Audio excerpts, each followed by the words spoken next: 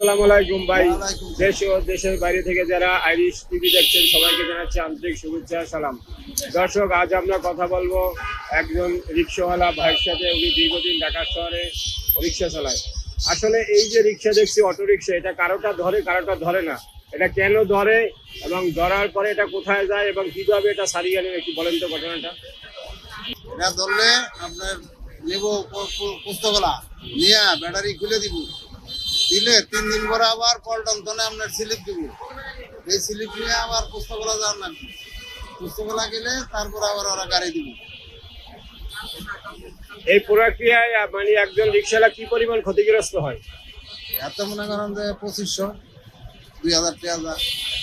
আবার 3 দিন বয়ে থাকলে মনে করেন যে জমা 3-5 1500।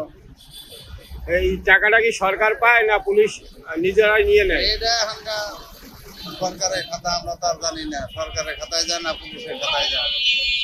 ওই যে পুস্তকলা বললেন যে 250 টাকা লাগে, ওই 250 টাকার কি কোনো স্লিপ দেয়? 250 টাকা এটা না, স্লিপ স্লিপ দেয়? এটা হলো না, এটা স্লিপ দেয় না, এটা হলো দারোয়ান খরচ।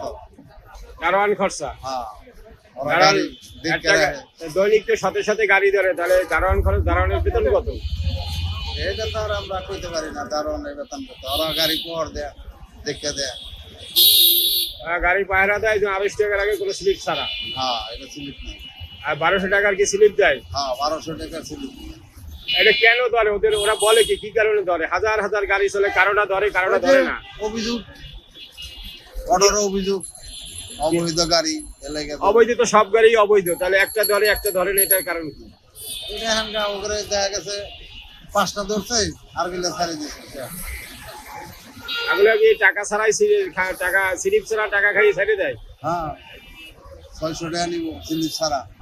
স্লিপ ছাড়া 600 টাকা, হ্যাঁ, আর স্লিপ দিলে 1200 টাকা। 1200 টাকা। তো ওই 600 টাকা তো আর সরকারের খাতে যায় না, যেহেতু স্লিপ নেই কোনো। না, তো প্রতিদিন ঢাকা শহরে কি পরিমাণ এরকম অটোরিকশা ধরা হয় আপনার ধারণা আছে কোনো? কোন কোন পয়েন্টে বেশি ধরে এবং কত গাড়ি ধরে? রামপুরা ব্রিজ, তার মালিবাগ মোড়ে, নয়াবাজার মোড়ে, আবার বড় ফোকের মোড়, কমলাপুর, ওয়ারলেস মোড়, মগবাজার ওয়ারলেস মোড়। আজকে আবার ধরছে সার্চ ক্লাব, একেবারে। এ থেকে বাঁচার উপায় কি? এর থেকে বাঁচার উপায় এখানকার মনে করেন যে হয়তো সরকারে যদি একটা লাইসেন্স দেয় নম্বর, তাহলে বাঁচার উপায়, এছাড়া তো বাঁচার উপায় নেই। তাহলে আপনাদের দৈনিক কত টাকা আয় হয় এবং কত টাকা থাকে খরচ বাদ দিয়া? ওই যে কইলাম 1200-1500 টাকা আমার আন্দা খরচ মরচ বাদ দিয়া 500-700 এরকম থাকে। ওকে, ধন্যবাদ। আপনার নাম এবং একটু ঠিকানা বলুন। আমার নাম মোহাম্মদ জয়নাল আব্দিন। কোন গ্রেডে থাকেন, কোথায়? মেরুন থানার সামনে দিলপার। গ্রামের বাড়ি কোথায়? জামালপুর। কত বছর আছেন ঢাকায়? ঢাকায় আছি 88 থেকে। 88 থেকে রিক্সা চালাইতেছে? হ্যাঁ, 88 থেকে যারা রিক্সা চালায় সেটা তো অনেকেই রিক্সার মালিক হয়ে গেছে, আপনি গেলে মালিক হইতে পারলেন না। এই তো কথাটা। ওকে, ধন্যবাদ।